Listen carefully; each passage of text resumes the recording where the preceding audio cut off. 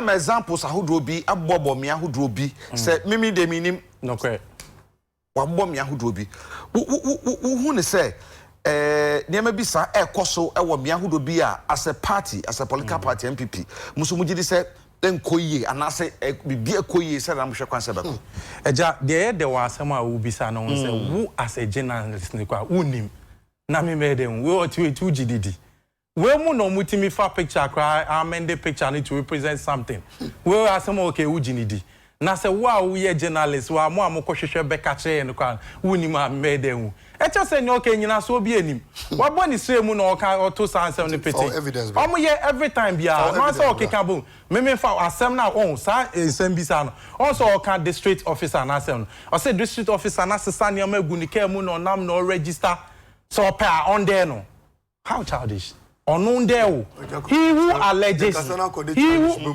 oh na say na the charge is made you at them Macha o dey made you at o dey Macha say wakani until also watchasa how they say o for na them bia matwem there's a saying say he who alleges what must prove okay as if NDC for ni lawyer for mo lawyer for ene na mo ya kesese mi ade nam kromo omo nkochi nipa ne nkokote you are all can't say onim semra o kromo a ananim so obi tumra there's a rightful place here dey neko o can say we try like that eti bosem carry out ya okay na ya gia tum say enam say wo abetena wo kan sa keke ni ti sa netie eti say ampa adentina more reporting police follow up and make sure the person is prosecuted you can't do that and you are here telling us all these things say engine because it's coming from your mouth and nobody knows about it. And the person should leave his home and come and dare you on the TV. Make us same way. Excuse my language there, but or the affair no tunche. Okay, I'll say Doma West.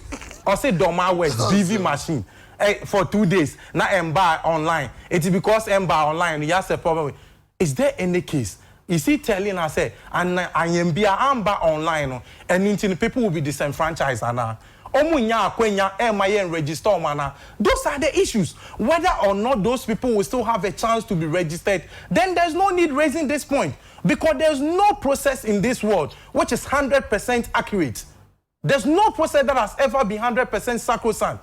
Omwa be mo anaye registration ya then did you ever see a process no courting baby akasakasa nsi baby ada? And these are normal things that goes with processes and I say, oh yeah, Jumebia, it comes in. I don't know can I say, I see Besine, easy for me for number I'm more expecting to draw.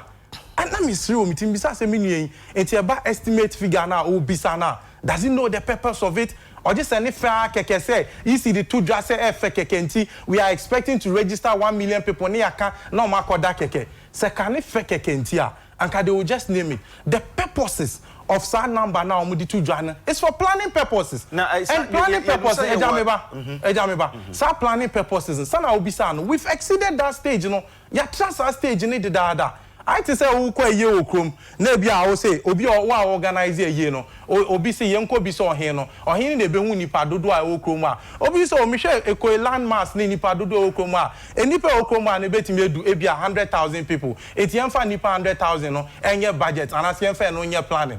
This are and no bet na atwe woman so it has no effect other than planning purposes and on tia say your institution a ebetumi akase wo mo nanim nipa dodo wo man Ghana no kre enti the electoral commission for ko bi say ye be ya dwuma bio na mo nim nipa dodo wo man no ntino dodo stand na wo ho a anka wonyini sanka no betumi abo akakra chense bi obi abobo de timaka bibi keke.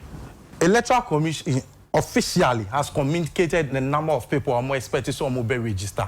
Some number no, they did not conjure from their head. It is based on calculation. It is based on source data. But they keep changing. And you keep changing. One say, I know what you are month. So say I bet nine someone or can be branding in ano. Obi somebody would deem me to represent the NDC as some okay you know. If NDC mucho. But baby now e bosem kan no abodi trimuka. But because he's sitting and talking, everybody will tag his own body there. Obebody say Malik Basintali, NDC Ninti. Obefani says Sanenti. So if you are watching from another person, there's always an official source of communication. And then the official source are easy there to ja. And no man so tribi on weja. Man so be any. that communication is not in question. That's almost so many be for me she be or baby chest. I was 300 the can 500. Oh, 300 also quite way. Well, okay. On if I want the cancer. Some more can be some what to be sir. Almost raise questions be on one. Again legitimate. Eja, sometimes you see Oda omobeka. Oh sorry, omobeka. Omo the ni say omo the every time they are omobe ya ombe 10 year and intro ambe kan be ton for it. Na ka mi hu say obi be kwa register aba beto aba. Any pakon right. What we have to make sure is that after all these people have registered on, then we come in as stakeholders. And somehow okay enya dia any advantage for him and a disadvantage for his opponent. So what is his beef? Okay. If it is something that provides a disadvantage, then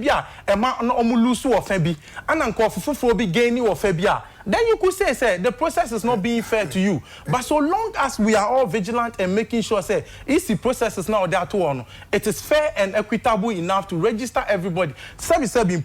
Easy for Nankasa Kache say many so no one to register the estimated number of people and I say they will still go ahead and extend the time. And we are dealing with actuals now. Okay. It's estimate all can